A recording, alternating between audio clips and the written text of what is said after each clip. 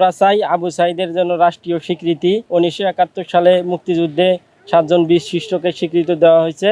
সেই রকম এই জুলাই বিপ্লবের আইকনিক শহীদ আবু সাইদ, তারা আমরা একটা রাষ্ট্রীয় স্বীকৃতি চাই। আমার ছোট ভাই শহীদ আবু সাইদকে বেগম রোকেয়া বিশ্ববিদ্যালয়ের গেটের সামনে, 1 নং গেটের সামনে কিভাবে নির্মমভাবে পুলিশে গুলি করে হত্যা করেছে, তার আবু সাইদের যে আত্মত্যাগ, এই আত্মত্যাগ মানুষকে অনুপ্রাণিত করেছিল এই ফ্যাসিবাদী সরকারের বিরুদ্ধে মানুষের অধিকার আদায়ের জন্য ঝাঁপিয়ে পড়ার জন্য।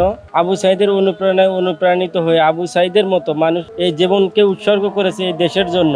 তো এই দেশ এখন বর্তমান ফ্যাসিবাদ মুক্ত বাংলাদেশ, বর্তমান এই দেশ নতুন বাংলাদেশ অর্জিত হয়েছে জুলাই শহীদদের রক্তের বিনিময়ে, জুলাই আহত যোদ্ধাদের রক্তের বিনিময়ে।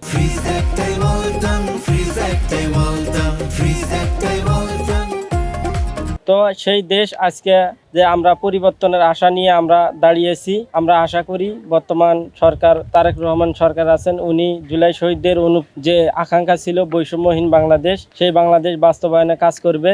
আর আমার ভাই আবু সাইদ ছিল এই জুলাই বিপ্লবের আইকনিক শহীদ, তার আত্মত্যাগেই মানুষকে অনুপ্রাণিত করছিল এই রাজপথে নেমে আসার জন্য। তো আমরা চাই আবু সাইদের জন্য রাষ্ট্রীয় স্বীকৃতি।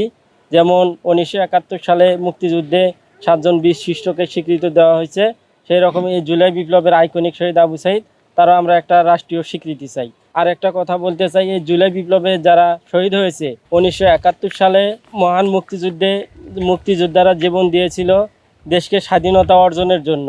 আর 24 জুলাই যোদ্ধারা তাদের জীবন উৎসর্গ করেছে এই স্বাধীনতাকে রক্ষা করার জন্য। তো আমরা একটা জিনিস লক্ষ্য করি, সবসময় ফ্যাসিবাদ সরকারের যে যারা দোষর ছিল, তারা সবসময় 24 এবং 71-কে মুখোমুখি দাঁড় করাইয়ে 24-কে খাড়ো করতে চায়। তো 71-এ যেমন মুক্তিযোদ্ধাদের দেশ রক্ষার যেমন লড়াই ছিল, স্বাধীনতা অর্জনের, 24 জুলাই যোদ্ধাদেরও এই স্বাধীনতা রক্ষার লড়াই ছিল।